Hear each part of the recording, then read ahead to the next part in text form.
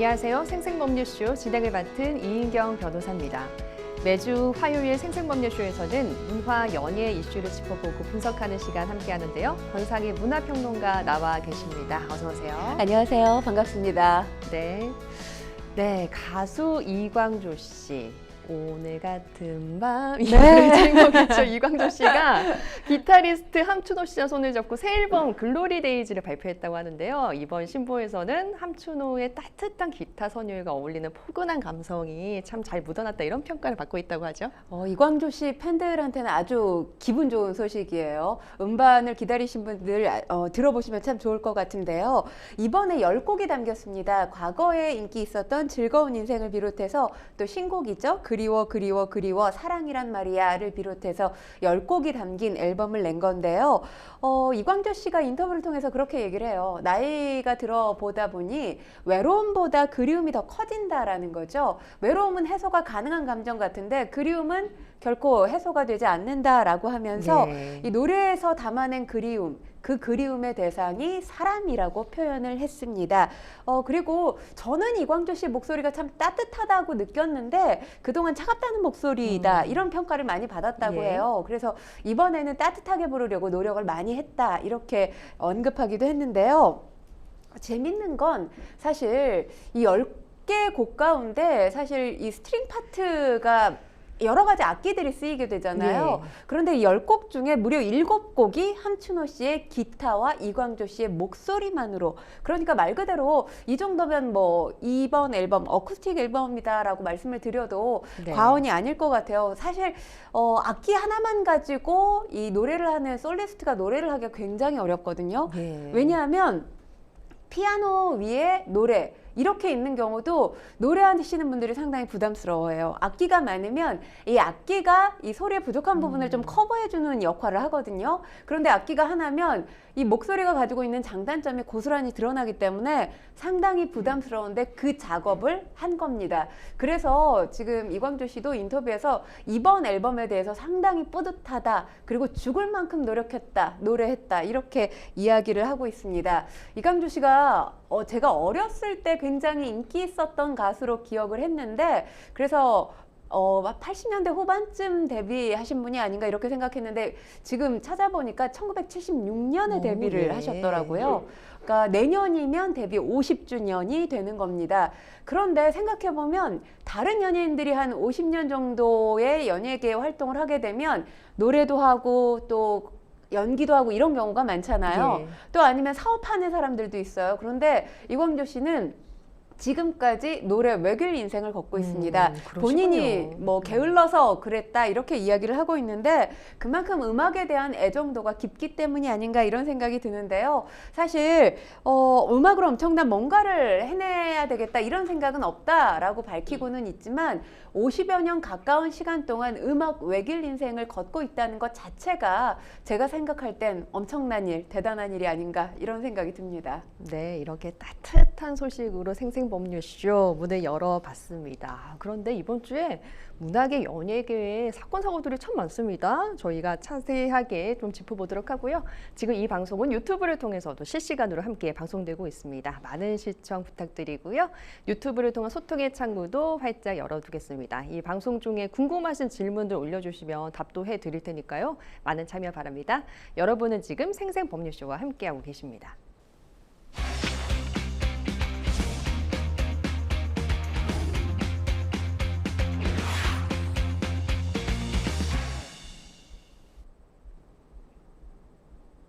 네, 첫 코너는 생생 코멘트입니다. 생생 코멘트는 각 분야에서 화제가 되고 있는 인물들과 이슈를 주제로 그 말을 하게 된 배경과 의미를 자세하게 풀어보는 시간인데요.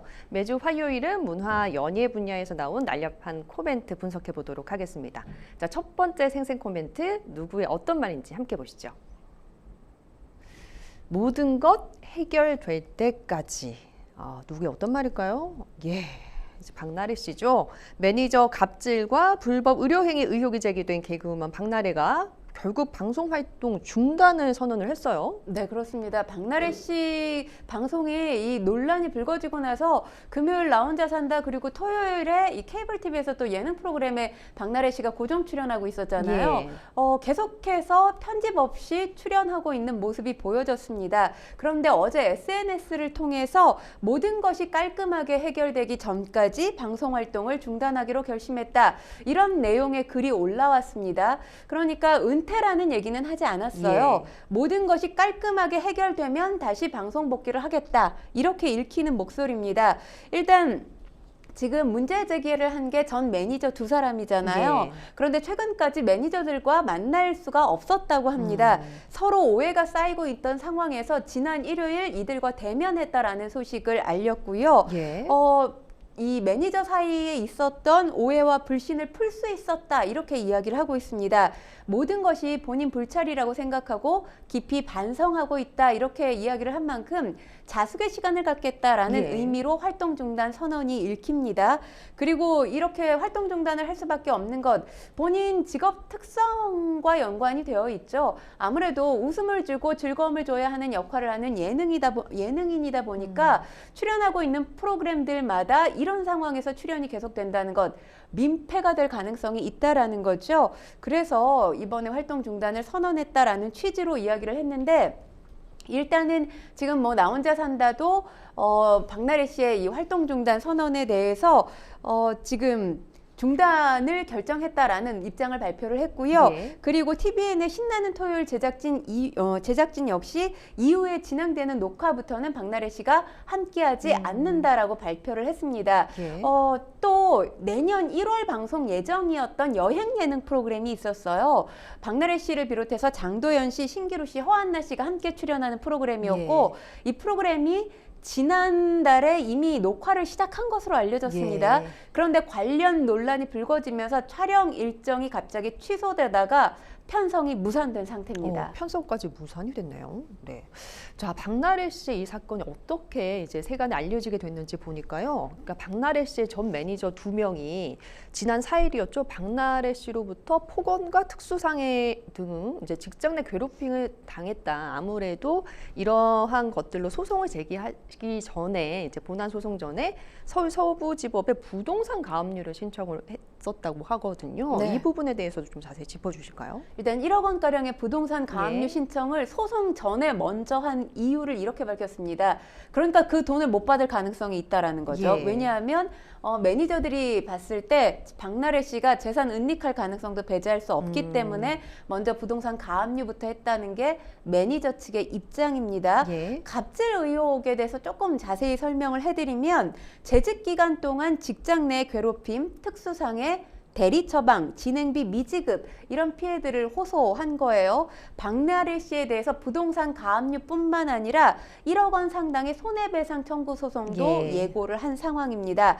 전 매니저들에 따르면 박나래 씨가 안주 심부름뿐만 아니라 파티가 자주 있었다고 해요. 이 파티 뒷정리, 술자리 강요까지 있어서 거의 집에 가지 못하고 24시간 대기해야만 했던 상황이었다. 이렇게 예. 주장을 하고 있습니다.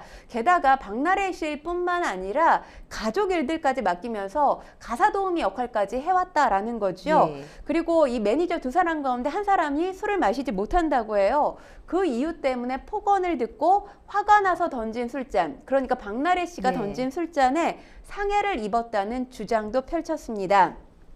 이 갑질 의혹에 대해서 박나래 씨가 박나래 씨와 약 1년 3개월 동안 근무했던 직원 2명이 11월에 퇴사를 갑자기 했다는 거죠. 예.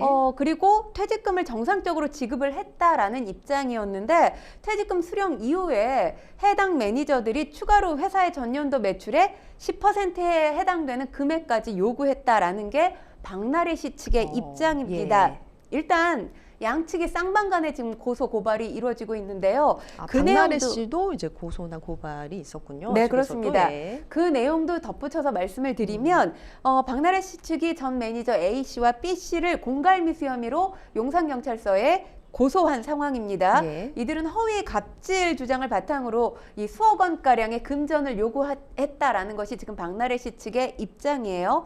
반대로 전 매니저들은 박나래 씨를 특수상해 의료법 위반, 대중문화예술산업발전법 위반 등으로 강남경찰서에 고발했고요. 예. 횡령 혐의로도 고발을 했습니다. 이 횡령 혐의라는 것도 간단히 말씀을 드리면 박나래 씨가 전 남자친구에게 회사 자금 3억 원을 송금했다는 거예요. 그리고 이 1인 기획사의 대표로 박나래 씨 모친이 등재되어 있는데 모친이 실질적으로 어떤 업무를 수행하지는 않았다고 합니다. 매니저들에 따르면. 예.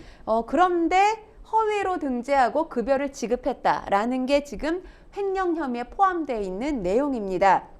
박나래 씨 측 이 횡령 혐의에 대해서 사실 무근이다 이렇게 부인하고 있는 상황인데요.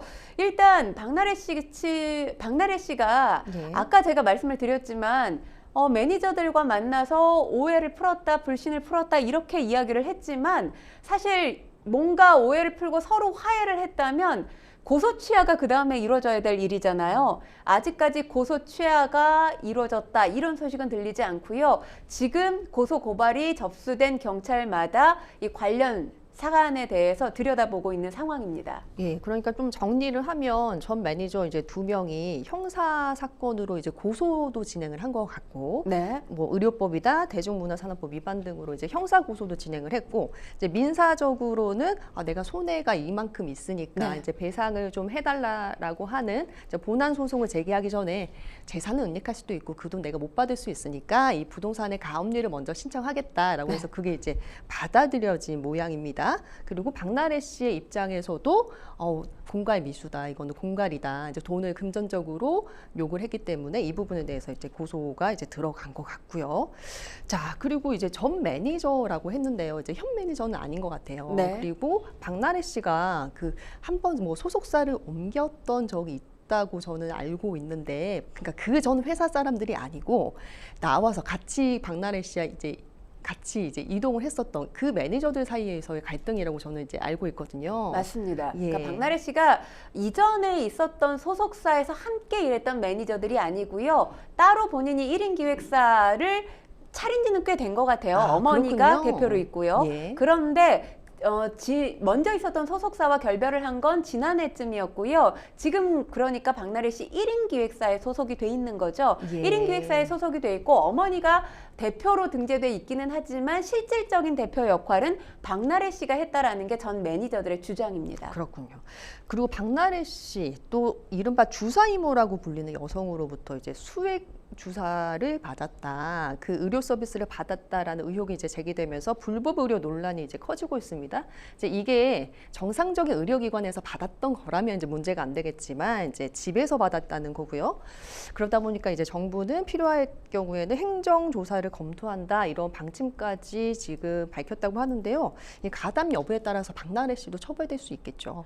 예. 지금 이 주사 이모 관련 논란이 일파만파 연예계에서 의료계까지로 번진 상황입니다. 이것도 조금 자세히 진단을 해드려야 될 텐데 예. 주말에 이 한 연예 매체에서 단독 보도를 했는데 관련해서 주사 이모 그리고 매니저 박나래 씨 이런 식의 주고받았던 카톡 대화가 공개가 됐고요. 예. 그리고 박나래 씨로 보이는 사람이 오피스텔에서 이 주사를 맞고 있는 모습이라든지 오피스텔뿐만 아니라 차량 안에서 또 이 링거를 맞고 있는 그런 모습들의 사진까지 공개가 된 상황입니다. 예. 이때 박나래 씨 측의 입장이 합법적인 의료 행위를 받았다라는 거였어요. 주사임으로 불린 사람이 의사 면허를 가지고 있는 것으로 알고 있다. 이렇게 밝혔는데 사실 이 연예 매체 자체가 의혹을 제기하면서 추가 보도를 이어가겠다라는 취지로 목소리를 예. 냈었습니다. 논란이 계속해서 커지면서 이 주사임으로 불린 A씨가 본인 SNS에 이런 글을 올렸어요. 본인이 이제 의사 가운을 입은 사진을 올린 이후에 본인이 내몽고 포강의과대학에서 내외국인 최초로 최연석 교수까지 역임했고 이 예. 내몽고 당서기의 적극적인 도움으로 한국 성형센터를 유치했다. 이렇게 주장을 펼친 겁니다. 그런데 그 이후에 그래서 의사 자격증이 있는 거냐, 의사 면허가 있는 거냐 이런 댓글들이 굉장히 많이 달렸어요. 관련해서 게시물이 다 사라진 상황입니다. 예. 그러면서 논란이 더욱더 가열됐고요. 의사단체들이 지금 어제부터 계속해서 성명을 내고 있는데 지금 대한의사협회 의협에서는 일단 이 주사 이모에 대해서 의료법 위반이다. 그리고 불법 무면허 의료행위다. 이렇게 꼬집고 예. 있습니다. 그리고 지금 A씨가 밝힌 내몽고 포강의과대학병원이라는 곳, 예. 지금 한 의사단체가 이와 관련해서도 알아봤는데 등재가 돼 있지 않은 곳이라고 합니다. 예. 내몽고에 이런 의과대학을 찾을 수가 없었다는 거고요. 그리고 지금 중요한 건 중국 의료기관에서 의사 면허를 취득했다 하더라도 그 의사 면허로 국내에서 의료행위를 할 수가 없다라는 예. 거예요. 그런데 그렇다고 한다면 지금 여기서 국내에서 의료 면허가 있어야 의료행위가 가능하다는 거잖아요. 근데 어저께 의협에서 내부 조사를 했다고 합니다. 대한의협이라는 것이 대한민국에 있는 의사들의 모든 이름이 등재되어 있는 곳이잖아요. 예. 이 DB를 검색을 해봤는데 A씨는 찾아볼 수가 없었다라는 겁니다. 달리 말하면 국내 의료 면허를 가지고 있지 않다라고 해석할 수 있는 부분이에요. 예. 그리고 또 한 가지는 지금 이게 박나래 씨 문제에서 주사 이모 문제에서 그칠 것 같아 보이지는 않습니다. 예. 일단은 SBS에서 이 궁금한 이야기 Y라는 프로그램에서 후속 취재를 하겠다, 제보를 받겠다라고 지금 입장을 알린 상황이고요. 여기에 지금 샤이니 멤버죠. 키까지 연루가 돼 있는 거 아니냐 이런 의혹이 보도가 그래요? 됐습니다. 예. 이 역시 주사 이모 SNS에서 비롯된 건데요. 물론 지금 관련 영상은 사라졌습니다. 관련 영상에서 이 키가 나 혼자 산다에 출연했을 때 키우고 있는 반려동물 2마리의 이름 꼼데 가르숑으로 제가 예. 알고 있어요. 그런데 그 이름과 그 반려동물과 똑같은 모습의 사진, 동영상이 있었던 거고요. 예. 그리고 키가 이사하기 이전에 이 집 모양과 유사한 가구들이 보였다라는 겁니다. 그렇기 때문에 그리고 거기에 뭐 꼼데가 나와 만난 지 10여 년 정도 됐는데 아직까지 나와 친하지 않다라는 취지의 글을 올린 거거든요. 예. 그렇다면 지금 네티즌들이 의혹의 눈길을 보내고 있는 건 키 역시 주사 이모 A씨와 친분이 있는 거 아니겠느냐. 예. 이 친분이라는 건 사적 친분이 있을 수도 있겠죠. 혹시 불법 의료 행위에 대해서 뭔가 연관되어 있는 거 아니냐라는 의혹의 눈초리를 보내고 있는 거고요. 이와 관련해서 키와 키의 매니지먼트죠. SM 엔터테인먼트는 아직 뚜렷한 입장 표명을 하지 않은 상황입니다. 이 역시 지금 수사가 시작이 됐기 때문에 수사 결과를 좀 지켜봐야 될 것 같고요. 지금 아까 우리 변호사님께서 언급을 하셨지만 복지부 같은 경우는 일단 1차적으로는 의료법 위반을 한 행위자에 대한 문제가 가장 크지만 의료법 위반인 걸 알고도 적극적으로 요청하는 등 가담 여부가 확인이 된다라고 네. 한다면 환자 본인, 그러니까 박나래 씨 역시 공범으로 처벌될 가능성이 있다라고 언급을 했습니다. 그렇군요. 그러니까 오피스텔에서 그러니까 의료기관이 아닌 곳에서 주사를 맞고 그리고 그 의료행위를 할 수 없는 자에 의해서 국내에서는 그런 자에 의해서 의료행위를 받은 것이 아닌가라는 논란에 휩싸였고 더군다나 이제 샤이니의 키 씨까지 혹시 그런 주사를 맞지 않았을까라는 의혹으로 일파만파 커지고 있습니다. 박나래 씨 갑질 논란뿐만 아니라 의료법 위반의 논란에 혐의에까지 지금 논란에 불을 지피고 있다라는 소식을 저희가 생생 코멘트 첫 번째로 살펴봤고요. 이어서 두 번째 생생 코멘트도 살펴보겠습니다. 책임감 느껴. 누가 어떤 면에서 책임감을 느낄까요? 개그맨 조세호 씨의 소속사에서 이런 말을 했군요. 자, 방송인 조세호 씨, 조폭 연루설에 휩싸였어요. 뉴키즈 언더블럭과 1박 2일에서 자진 하차한다고 하는데요. 이게 도대체 이게 무슨 소리입니까? 일단 조직폭력배와 연관설 때문에 상당히 곤혹스러운 며칠을 보냈습니다. 그리고 여론이 조세호 씨에게 악화됐던 그런 상황이었어요. 그러면서 KBS 예능 하차 청원까지 등장을 했습니다. 더 이상 이 TV에서 희희낙낙하면서 이런 조세호 씨의 모습을 보는 것 자체가 시청자를 우롱하는 거다. 이런 관련 내용의 글이 올라왔고요. 그리고 또 조세호 씨가 유퀴즈에도 오랫동안 출연을 해왔잖아요. 예. 여기에도 하차 요구가 빗발쳤던 그런 상황이었습니다. 그럼에도 사실 방송을 계속 강행한다라는 입장이었는데 오늘 아침에 입장이 바뀌었습니다. 방송 프로그램들을 모두 하차하겠다라고 밝힌 거고요. 소속사에 따르면 지금 최근에 제기된 오해와 구설에 깊은 책임감을 느끼고 있다는 겁니다. 시청자들이 느끼고 있는 불편함에 대해서도 충분히 인지하고 있다면서 제작진을 향한 불편함 그리고 예. 부담을 안고 간다는 것 자체가 본인에게도 부담이 될 수 있죠. 그래서 프로그램 제작진과 상의 후에 자진 하차를 결정했다라는 설명이고요. 현재 제기된 모든 의심을 불식시키고 건강한 모습으로 돌아오겠다고 했습니다. 네, 이제 조세호 씨의 이 의혹이 어떻게 일파만파 퍼졌는지 봤더니 이제 최근 각종 범죄 제보 채널을 운영하는 A 씨라고 하는 사람이 이제 조직폭력배와 이제 조세호 씨가 친분이 있다 이런 의혹을 제기하면서 논란에 휩싸였다고 하는데요. 어떤 내용입니까? 제보자 A 씨에 따르면 조세호 씨가 한 남성과 찍은 여러 장의 사진을 올렸습니다. 근데 예. 그 사진을 보면 꽤 친분이 있어 보이는 듯한 느낌이 드는 사진들이었어요. 예. 그런데 이 해당 남성이 불법 도박 사이트를 운영하는 한 조직폭력배의 핵심 인물이다 이렇게 주장을 한 거고요. 불법 도박과 관련해서 자금 세탁도 하는데 혹시 여기에 조세호 씨도 연루된 거 아니냐라는 취지의 주장을 펼친 겁니다. 예. 그러면서 조세호 씨가 이 남성이 실질적으로 소유하고 있는 프랜차이즈 식당을 홍보하고 그에 따른 대가로 고가의 선물을 받았다는 의혹을 제기한 건데요. 현재 이 제보자 A씨 관련 게시물을 모두 내린 상태입니다. 그렇군요. 일단 게시글은 내려간 상태고요. 이제 조세호 씨 소속사 측은 이제 의혹이 제기된 뒤에 이제 사실 무근이다 이런 입장을 고수를 했습니다. 계속해서 이제 해명에 나서고 있는데요. 어떻습니까? A씨의 개인적인 추측일 뿐이지 사실이 아니다 이렇게 재차 해명을 했습니다.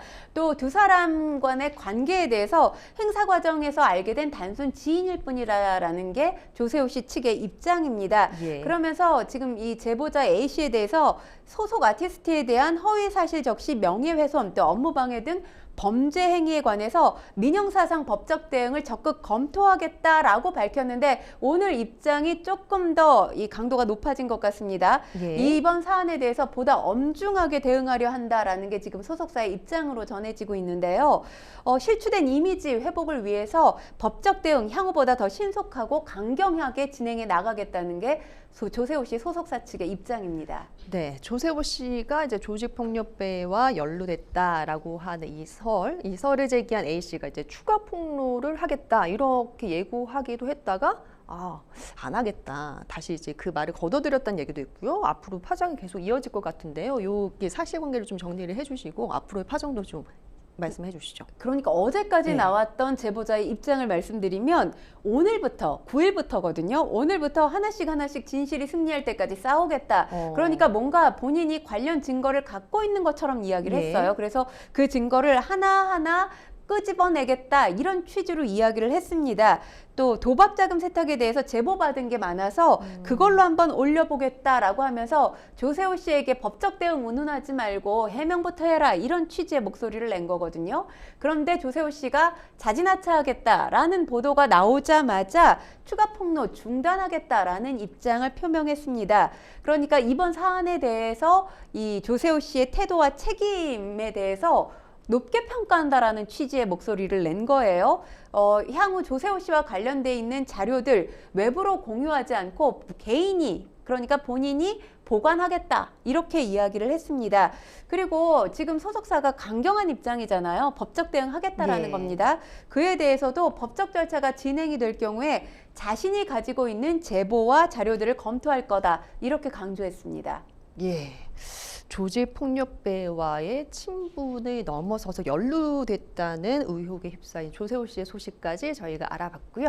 세 번째 생생 코멘트로 넘어가 보겠습니다. 네, 조진웅은 장발장, 미디어는 자베르. 자, 누구의 어떤 말일까요? 네, 김경호 변호사의 말이었는데요. 10대 시절에 중범죄를 저지른 사실이 드러나서 결국 은퇴 선언을 했습니다. 이 배우 조진웅 씨를 둘러싸고 후폭풍이 거센데요.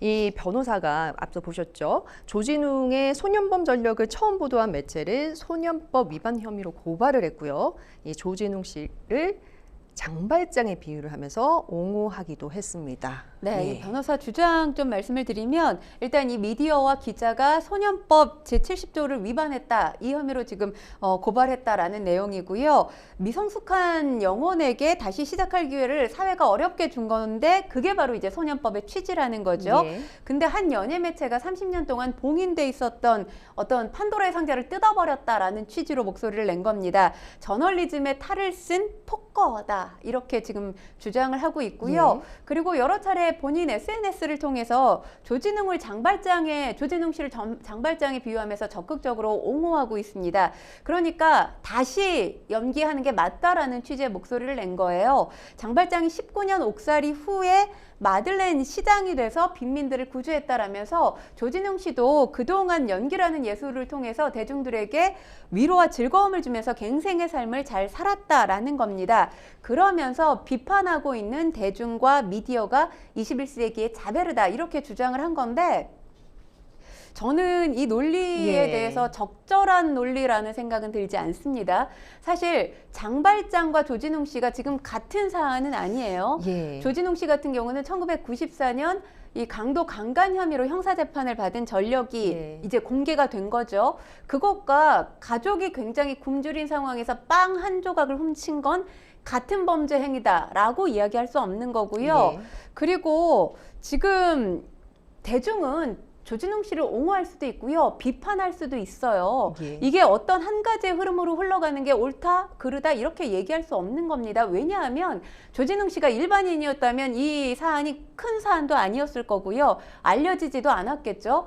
대중이 관심을 갖고 지켜봤던 연예인이었어요. 그렇기 때문에 당연히 대중 입장에서는 옹호할 수도 있고 비판할 수도 있습니다. 그걸 자베르라고 단언해서 얘기한다는 것 자체가 상당히 부적절하다는 생각이 들고 지금 이 법조인 같은 경우는 소년범 때의 이야기만 하고 있어요. 그런데 조진웅 씨 소속사도 인정을 한 것이 소년범 그 이후에 성인이 된 이후에도 폭행 혐의로 벌금 처벌을 받았던 적이 있고요. 그리고 만취 음주운전을 했던 적도 있습니다. 이것도 명백히 범법 행위잖아요. 범죄 행위란 말이에요. 그와 관련해서는 왜 이야기를 안 한 건지 그러니까 본인이 옹호하고 싶은 부분만 빼서 옹호를 한 거고요. 대중이 지금 비판을 하는 이유는 조진웅 씨의 범죄 이력을 가지고 그러니까 소년범 이력을 가지고 비판하는 건 아니라고 생각을 합니다. 제가 이 논란이 불거지고 사실 대중의 어떤 여론을 가장 잘 알 수 있는 곳이 SNS잖아요. 예. 뭐 여러 SNS들의 관련 글들을 정말 열심히 봤거든요.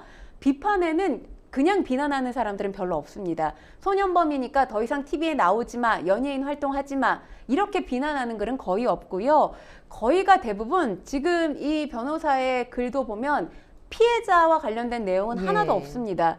피해자를 언급을 해요. 피해자에 대한 아픔에 대해서는 어디에서도 지금 다루고 있지 않다는 부분들을 대중이 많이 언급을 하면서 지금 관련해서 조진웅 씨의 소속사에서 제일 먼저 낸 입장도 피해자에 대한 진정성 어린 사과는 찾아보기가 어렵거든요. 예. 그런 부분들을 지금 대중이 비판하고 있는 겁니다. 그런데 어떻게 대중이 자베르가 될 수 있습니까? 저는 이 글에는 사실 동의하기가 상당히 어렵다라는 말씀 드리겠습니다. 예, 일단 조진웅 씨 측에서의 피해자에 대한 사과는 아직까지는 이제 없었던 걸로.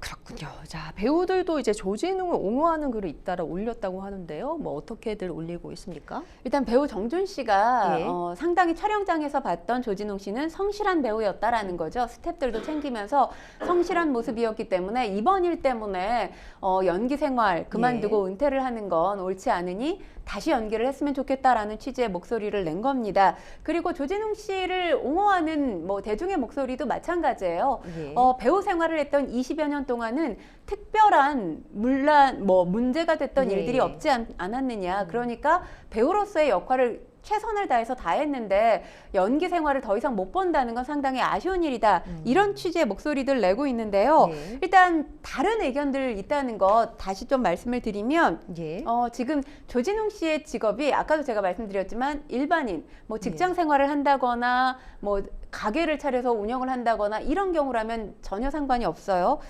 연예인이 가해자라면 피해자가 미디어에 나오는 그 가해자의 모습을 계속해서 볼 수밖에 없잖아요. 예. 그러면 어떻게 보면 오랜 세월 속에 묻어두고 있었던 그 아픈 기억이, 아픈 상처가 이 연예인을 볼 때마다 다시 도드라질 수 있다라는 거죠. 예. 그렇기 때문에 어떤 공직자만큼의 사회적 책무가 있는 게 연예인은 아니지만, 우리가 연예인의 영향력이 높아지면서 사회적 책임감이라는 이야기를 자주 합니다.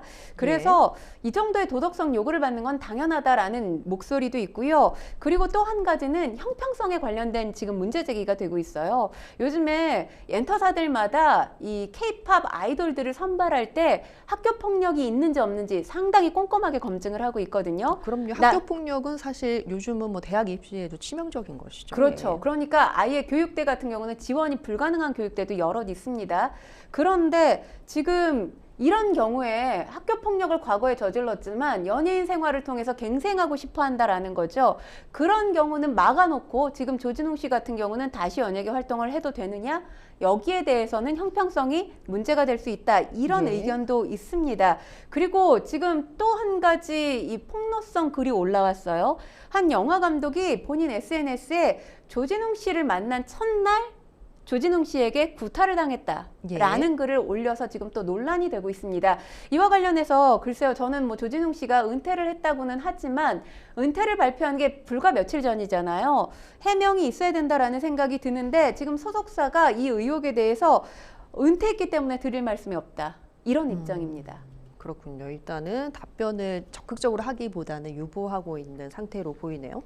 자, 가수 이정석 씨는 배우 조진웅 씨를 옹호하는 글을 올렸다가 삭제하기도 했다면서요. 어떤 네. 일입니까?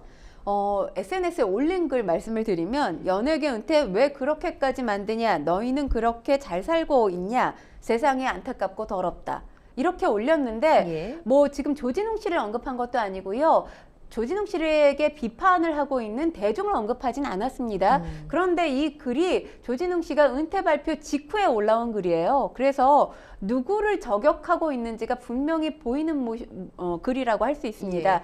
논란이 상당히 컸고요. 이 글을 접한 네티즌들의 반응이 범죄 옹호하냐, 범죄가 한낱 실수에 불과한 거냐, 이런 댓글들이 상당히 많았습니다. 논란이 커지면서 이정석 씨가 관련 게시물을 내렸는데요. 예. 저는 일단 뭐 조진웅 씨 옹호할 수 있죠. 이거 가지고 제가 뭐라고 하는 건 아니고요. 지금 대중을 향한 어떤 비난 메시지가 과하다라는 생각이 드는 게, 대중을 향해서, 연예인이 대중을 향해서 비난하는 것, 공격하는 건 가장 바람직하지 않은 모습이거든요. 공격을 하려면 근거를 가지고 비판을 해야 돼요. 그런데 지금 다분히 감정적으로 비난하고 있다는 것, 이 부분에 대해서는 이정석 씨가 한번 돌아봐야 되지 않을까라는 생각이 듭니다. 네, 이 대중들만 이 사건을 이제 왈가왈부하면서 보고 있는 게 아닙니다. 정치권에서도 이 파장이 상당한데요. 이제 조진웅 씨를 둘러싸고 의견이 어떻게 이렇게 여야로 갈리고 있어요? 파장이 이어지고 있죠? 네, 그렇습니다. 여권에서는 다시 활동해야 된다, 그러니까 조진웅 씨를 두둔하는, 옹호하는 예. 입장이고요.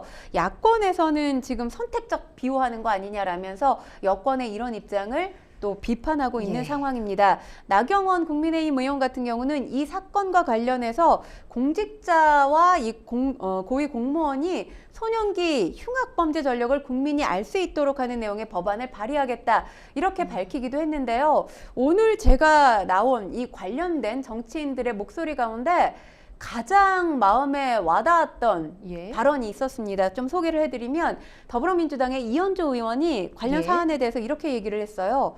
가해자를 용서할지 말지는 오로지 피해자 몫이다. 피해자가 엄연히 존재하는 상황에서 도대체 예. 누가 무슨 자격으로 가해자를 두둔하고 용서를 운운할 수 있을까?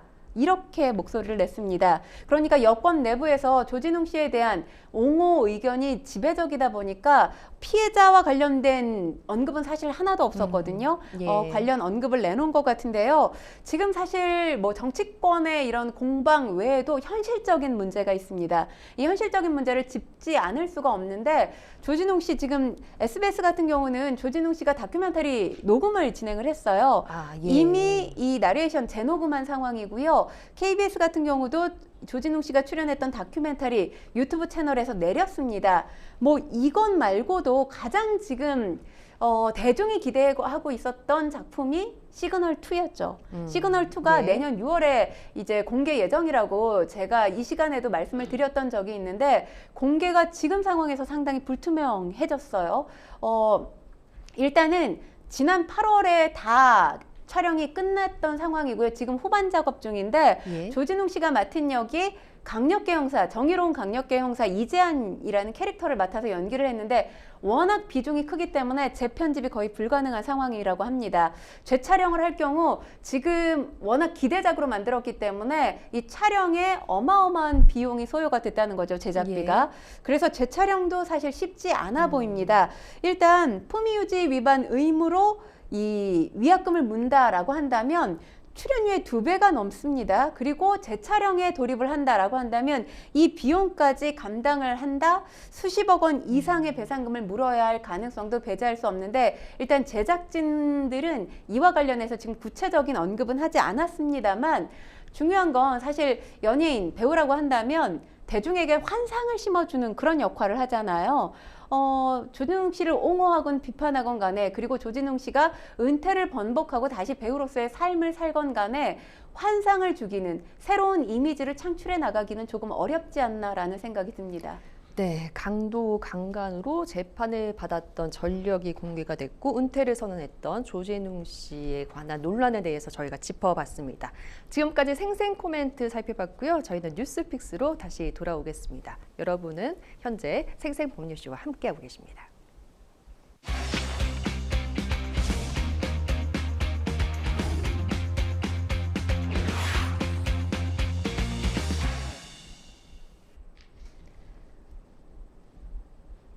분야별 가장 핫한 소식을 집중 분석해보는 시간이죠. 뉴스픽스 시작하겠습니다. 오늘 첫 번째 주제는 손주 돌봄, 건강에 약일까 독일까입니다.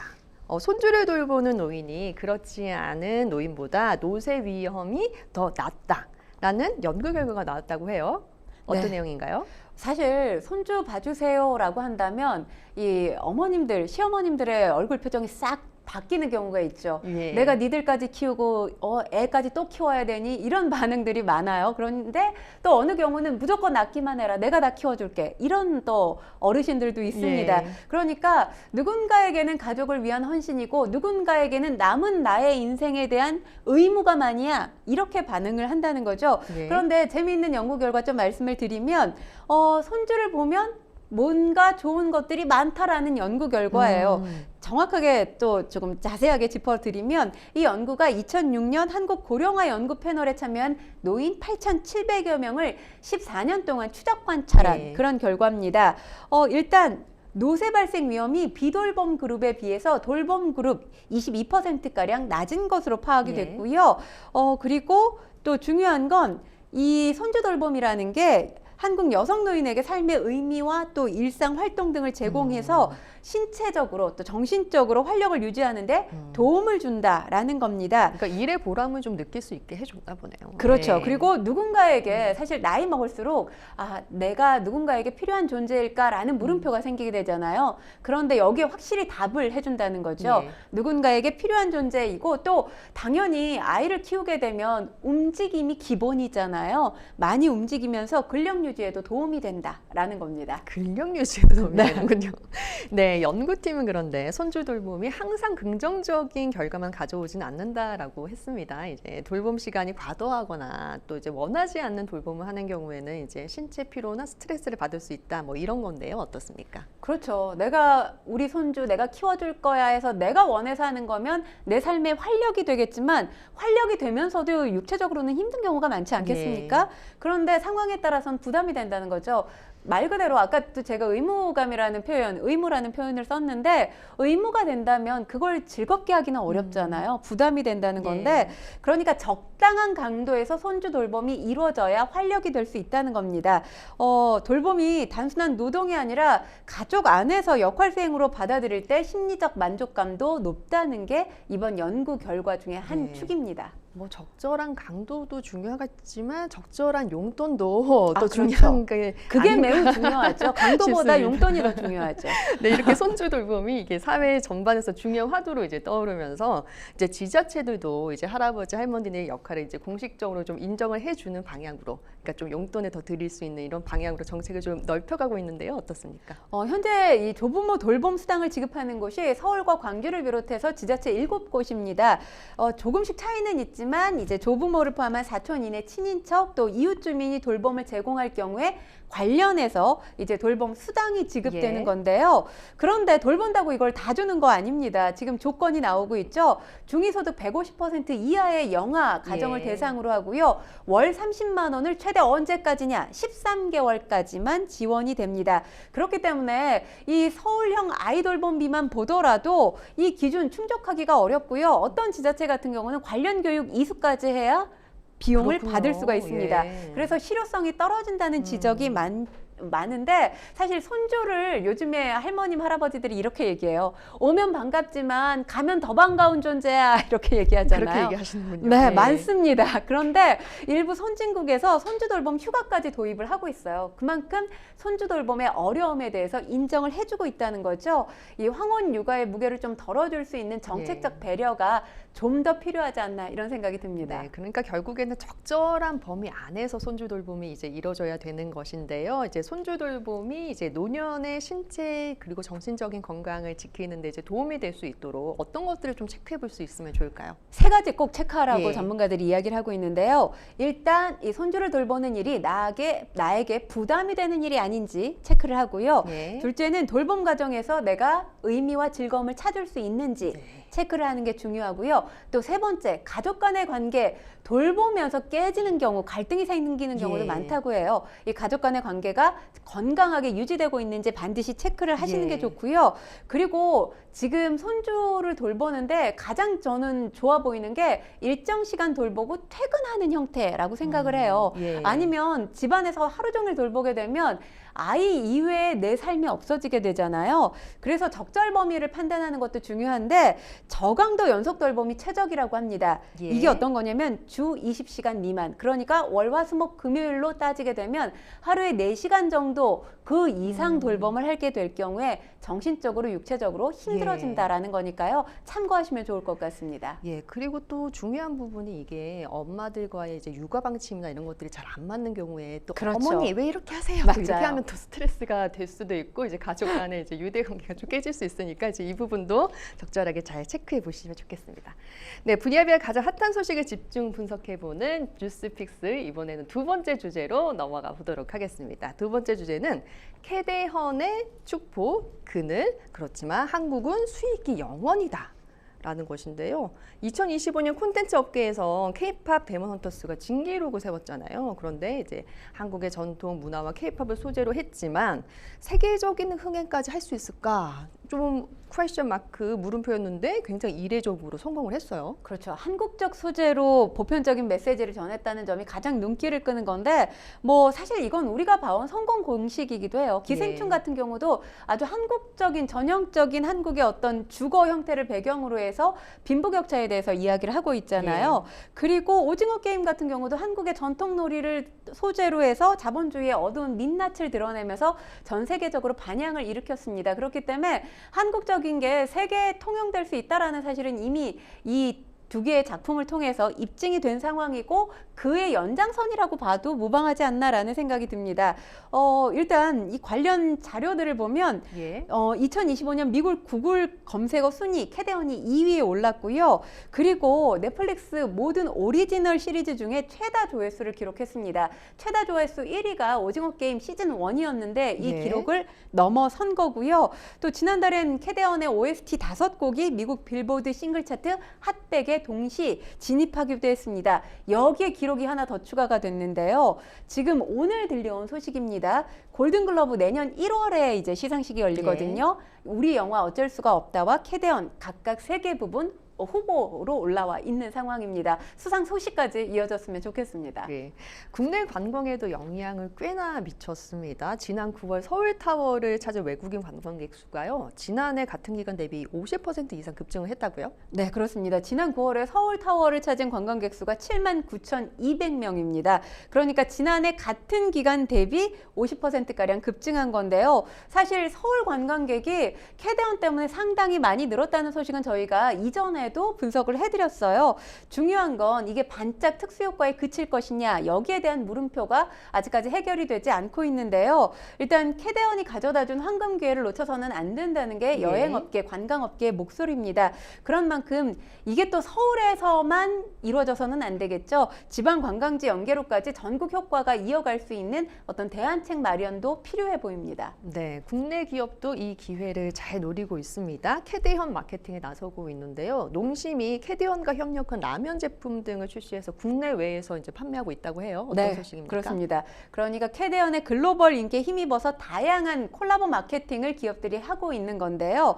일단 농심 신라땡 뭐 이렇게 얘기해도 네. 어떤 라면인지 아실 거예요. 매운맛 나는 네. 그 라면. 네, 새우땡 제품에 대해서 캐대언 캐릭터를 입혔습니다. 그래서 국내외에서 협업 제품들을 보였는데 해외에서도 상당히 인기 있다 이런 반응들 이어지고 있고요. 삼성전자 같은 경우도 갤럭시 땡 시리즈 출시와 연계해서 캐대언 캐릭터를 활용한 마케팅으로 호응을 얻기도 했고요. 그리고 빵들 많이 파는 곳이죠. 파리바 땡땡에도 이 주요 직영 매장들 가보게 되면 캐대언에 나와 있는 캐릭터들 볼 수가 있습니다. 캐릭터 랩핑돼 있고요. 체험 마케팅을 강화하기도 했습니다. 또 국립중앙박물관 뮤즈가 불티나게 팔린다라는 소식 전해드렸잖아요. 그러면서 전통공예 산업도 활성화되고 있다라는 목소리입니다. 그러니까 K-팝을 기반으로 한 하나의 콘텐츠가 문화적인 파급 효과를 넘어서 산업적인 효과까지 상당한 사례들이다. 이렇게 말씀드릴 수 있습니다. 네, 그렇지만 또 캐대언이 이렇게 이제 해외에서 뭐 돌풍을 일으키기도 있지만 왜 우리는 우리의 소재로,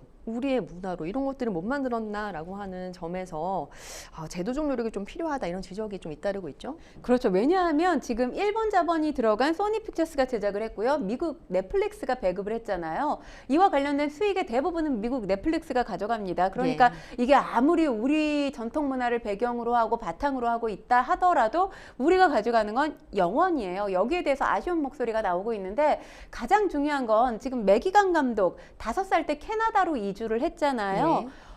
매기강 감독이 만약 우리 한국에서 계속 이 애니메이션 작업을 했더라면 이 작품이 우리 작품이 될 수 있었을까? 업계에서는 그렇지 않다라고 이야기를 하고 있습니다. 예. 왜냐하면 그만한 시장이 만들어져 있지 않다라는 거예요. 그러니까 기본적으로 시장이 없는 상태에서 왜 우리는 지금 이 관련 수익을 하나도 못 가져가느냐, 예. 이 발언 자체가 굉장히 욕심이지 않냐라는 게 지금 업계의 반응이기도 하고요. 예. 또 지금 이 작품 보시면 아시겠지만 일단 일본 회사와 미국이 협업을 한 거잖아요. 예. 거기에 매기강 감독 또 우리의 이 K-팝 아티스트들이 대거 참여를 한 겁니다. 그러니까 글로벌 협업 방식에 대해서도 배워야 한다라는 목소리가 나오고 있습니다. 네, 국회에서도 이 부분이 이제 지적이 되고 있습니다. 이 캐대언의 특수를 우리 사회가 누리지 못하는 점, 그리고 국내 OTT 진흥 정책이 부족하다 이런 지적이 나오기도 했어요. 그러니까 지금 캐대언 특수를 누리지 못하는 점은 앞서 설명을 해드렸지만 국내 OTT 관련해서 말씀을 드리면 예. 국내 OTT를 관할하는 과기정통부 OTT 전담 인력이 몇 명인 줄 아십니까? 깜짝 놀랐어요, 저. 몇 명입니까? 2명입니다. 너무 턱없이 부족한 걸로 2명이 느껴지네요. 사실 국내 예. OTT를 글로벌화 시킨다? 이건 저는 불가능하다고 생각을 예. 하고요. 지금 우리가 K 콘텐츠가 세상 속에서 사랑을 받고 있다 이렇게 이야기를 합니다만 지금 정부가 세 개 부처, 정통부 그리고 문체부, 방통위 제각각 움직이고 있거든요. 예. 그러니까 책임지는 부처가 없다라고 봐야 돼요. 좀 통합적인 그 정책이 좀 필요하겠네요. 네, 그렇습니다. 예. 컨트롤 부재라고 할 수 있습니다. 그러니까 우리가 아무리 좋은 컨텐츠를 갖고 있다 하더라도 뭔가 시장이 탄탄하게 구축되려면 정부의 움직임이 밑바탕 돼야 되는데 그 부분에 대해서도 정부가 조금 일원화시키든지 컨트롤 타워를 만들든지 예. 고민을 해야 되지 않나 싶습니다. 네, 우리 IP를 우리가 보유하면서 이제 글로벌 시장으로 나갈 수 있는 방안이 이제 필요해 보입니다. 재연 한 말씀을 듣고 싶습니다, 평론가님. 일단 한 보고서에서 낸 내용이 제가 조금 마음에 와닿아서 말씀을 드리는데 지금 IP로 굉장히 엄청난 수익을 얻어가고 있는 대표적인 국가가 미국이잖아요. 예. 우리나라는 그런 IP를 가지고 있는 한국 기업이 하나도 없다라는 겁니다. 지금 투자 여력이 부족도 그 원인 중에 하나인데요. 네. IP 주권 펀드라는 걸 지금 이야기를 하고 있는데 일단 이 펀드를 조성해서 제작사가 일정 지분 이상을 보유한 프로젝트에 대해서 자금을 지원을 하게 되면 플랫폼, 그러니까 이걸 공개하는 플랫폼과 IP를 나눌 수가 있는 거잖아요. 예. 그렇게 되면 우리도 IP를 가질 수 있기 때문에 이 방안이 상당히 효율적이지 않을까라는 생각이 듭니다. 그러니까 관련해서 지금 IP에 대한 권리를 우리 제작사와 예를 들자면 뭐 넷플릭스라든지 디즈니 플러스라든지 예. 이렇게 투자를 하고 있는 거대 자본을 투자하고 있는 이 플랫폼들과 공유할 수 있는 구조를 우리가 조금 고민하고 만드는 게 또 중요한 일이 아닐까라는 생각이 듭니다. 예, 그렇군요. 저희가 이제 캐대언의 이제 그 성공 속에서 한국의 수익을 전혀 못 가져가고 있다라고 하는 점에 대한 진단도 좀 나눠봤습니다. 이렇게 얘기 나누다 보니까 생생범 뉴스 어느새 마칠 시간이 다 됐는데요. 오늘 함께해 주신 권상희 평론가님 고맙습니다. 고맙습니다. 네, 방송이 끝나더라도 상담 접수는 계속됩니다. 변호사들에게 무료 법률 상담 받고 싶으신 분들은 평일 오전 9시부터 오후 6시까지 02-557-8295번으로 전화 주시거나 법률방송 홈페이지 법률상담 게시판에 상담 접수해 주시면 됩니다. 그리고 하단에 보이는 이메일과 카카오톡으로도 접수해 주시기 바랍니다. 네, 생생법률쇼 오늘 저희가 준비한 소식은 여기까지입니다. 시청해 주신 여러분 고맙습니다.